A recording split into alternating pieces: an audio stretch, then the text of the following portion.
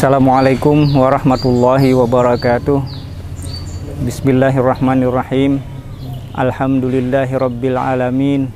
Wabihi nasta'in ala umurid dunya waddin. Wassalatu wassalamu ala asyrafil mursalin Sayyidina Muhammad wa ala alihi wa sahbihi ajma'in. Qala Allah Ta'ala fi kitabihil karim. A'udzu billahi minasyaitonir rajim. Ya ayyuhalladzina amanu kutiba alaikumus syiyam kama kutiba alal ladzina min qablikum la'allakum tattaqun.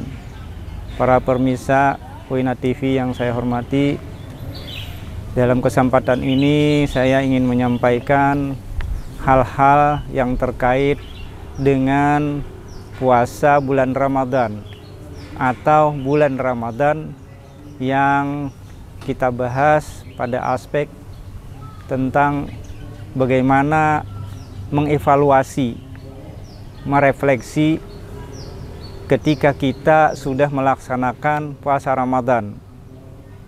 Kita sudah berpuasa dari ada yang hari Senin, ada yang hari Selasa, tapi keduanya sama, satu Ramadan dalam keyakinan masing-masing. Tanggal 11 atau tanggal 12 bulan Maret yang lalu. Yang hari ini kita sudah memasuki pada hari pertengahan dari bulan Ramadan.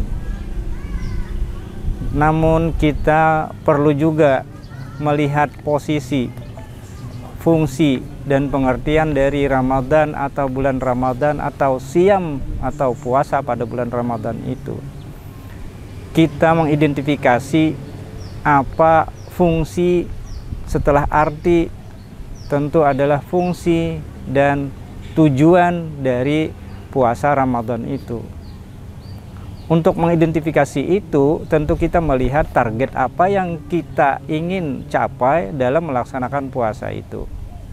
Karena itulah, kalau kita mau mengevaluasi, kalau kita mau merefleksi, tentu kita melihat apa saja sebenarnya yang diinginkan, yang ditargetkan dari orang yang berpuasa itu. Tadi disebutkan di surah Al-Baqarah ayat 183 bahwa ujung atau akhir dari puasa itu adalah mencapai ketakwaan. Ketakwaan itu adalah secara kualitatif. Karena dari kata takwa itu ada yang menyatakan bahwa itu adalah ada perasaan takut kepada Allah Subhanahu wa taala, ada khawatir dan juga ada menjaga posisi untuk selalu dekat dengan Allah Subhanahu wa taala. Salah satu fungsi dari puasa itu adalah media cara untuk mendekatkan itu. Para ahli tasawuf banyak membicarakan mengenai fungsi atau hal-hal yang menyebabkan jauhnya, terhalangnya komunikasi dengan Allah Subhanahu wa taala atau jauhnya hubungan dengan Allah Subhanahu wa taala karena ada satu hal di dalam diri manusia, apa yang disebut dengan nafs atau nafsu.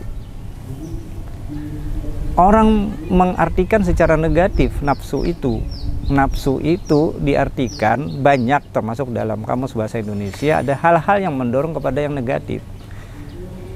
Ada istilah juga di dalam dunia tasawuf umpamanya dengan tazkiyatun nafs, membersihkan nafs. Maksudnya adalah meluruskan, mengarahkan jalannya supaya tersalur nafsu itu kepada hal-hal yang baik.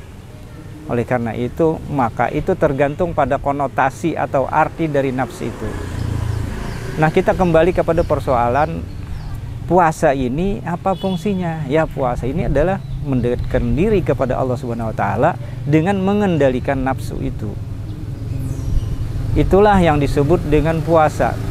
Dalam bahasa Arab puasa itu adalah saum. Tapi saum dalam pengertian ini adalah menahan diri dari perbuatan atau hal-hal yang membatalkan puasa, yang secara fisik, secara materi adalah makan, minum, atau berhubungan suami istri, yang itu adalah secara material fisik bisa dilihat secara fikih. Tetapi kata siam di dalam Al-Quran maupun di dalam istilah kebahasaan fikih, kebahasaan yang lebih jauh, itu adalah hal-hal yang juga menyebabkan berkurangnya nilai puasa atau bahkan menghilangkan pahala puasa. Itulah yang disebut dengan siam. Makanya di dalam Al-Quran sering disebutkan dengan kata siam. Walaupun ada nantinya juga disebutkan kata saum, tapi saum itu adalah dalam pengertian yang fisik material tadi. Nah, kembali ke persoalan menjaga atau mengendalikan nafsu itulah, maka puasa ini sangat efektif dilakukan untuk mencapai ketakwaan itu. Ketika nafsu itu dikendalikan, karena ada nafsu yang di dalam Al-Quran dikategorikan menjadi nafsu lawamah dan ada juga nafsu mutmainnah. Jadi kalau itu dilaksanakan yang lawamah, maka dia akan berbalik atau bertentangan dengan yang mutmainnah. Ketika kita melaksanakan yang mutmainnah, maka dia akan menjadi mendominasi dan menghilangkan kata yang lawamah itu. Nah, persoalannya di dalam puasa ini banyak sekali ujian, banyak sekali tawaran yang itu justru adalah bidang kerjanya nafs. Katakanlah setan tidak termasuk berperan di situ, karena sudah dikatakan orang yang di bulan puasa ini nantinya katanya setan akan dipasung. Nah, dalam hal ini berarti bahwa kesalahan itu bukan ada pada setan, tetapi ada pada nafsu yang ada di masing-masing manusia. Sebagaimana diketahui, manusia itu adalah makhluk yang sempurna, yang tidak hanya punya akal, pikiran, batin, hati, nurani, tetapi juga punya nafs. Berbeda dengan yang disebut dengan binatang, berbeda dengan yang disebut dengan malaikat. Maka manusia dididik, diberikan arahan melalui pendidikan Ramadan ini. Nah, apa saja yang selama ini yang bisa kita inventarisir, yang bisa mengurangi? Katakanlah bahwa berpuasa dari hal-hal yang fisik itu gampang, walaupun juga memerlukan latihan. Umpamanya tidak makan, tidak minum, ya anak-anak tingkat SD, tingkat TK, umur balita juga bisa dilatih untuk itu. Walaupun orang tua juga banyak yang tidak terlatih.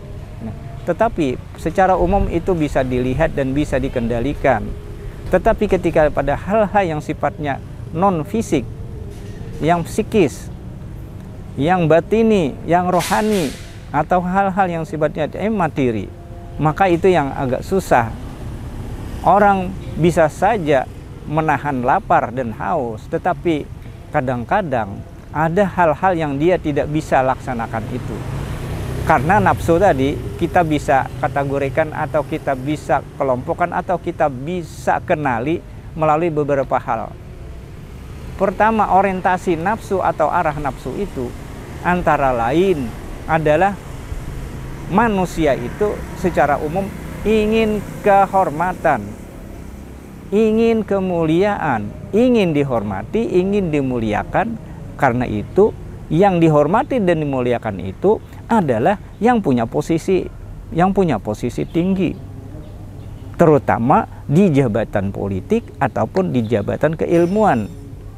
Nah, apabila hal-hal itu dinyatakan boleh, silahkan, bahkan itu bisa menjadi media kebaikan.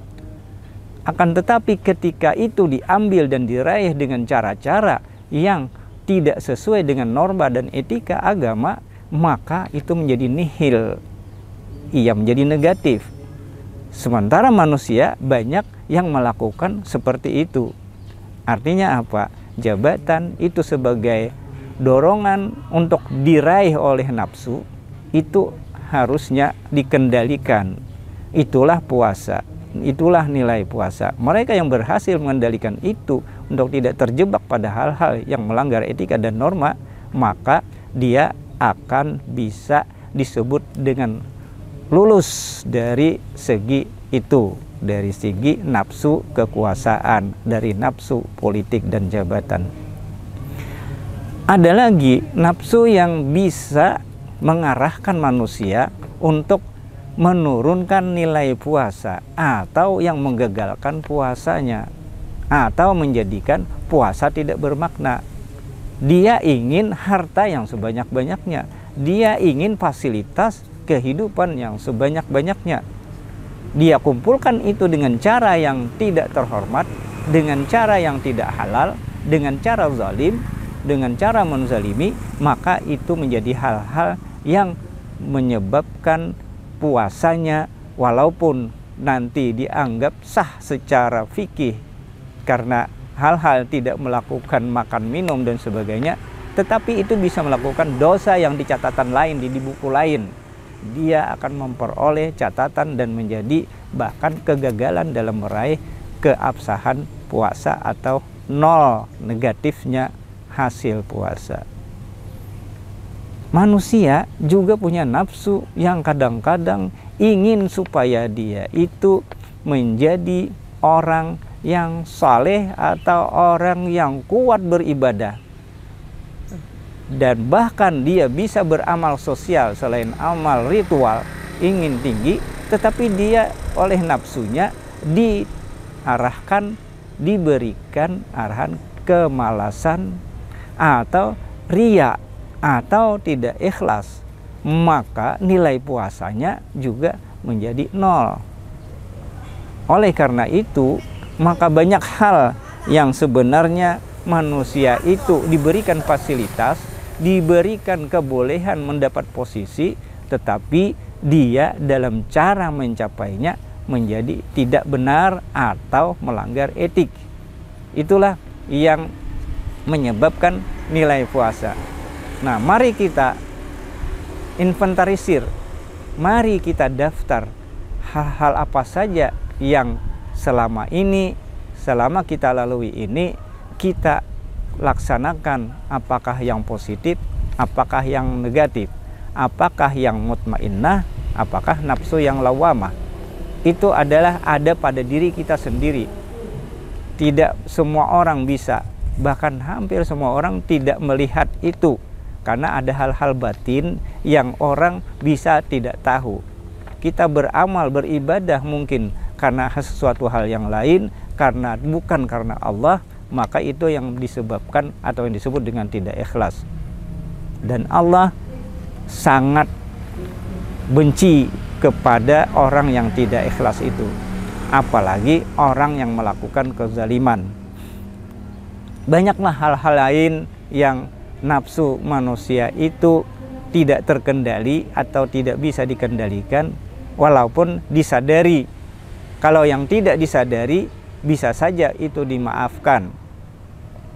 Dan di bulan puasa ini semakin banyak melakukan ibadah dan semakin banyak juga meminta keampunan kepada Allah Subhanahu wa taala, karena kita tidak tahu atau bahkan kita kadang-kadang tidak merasa bahwa itu adalah hal-hal yang menyebabkan kekurangan atau mengurangi pahala puasa kita.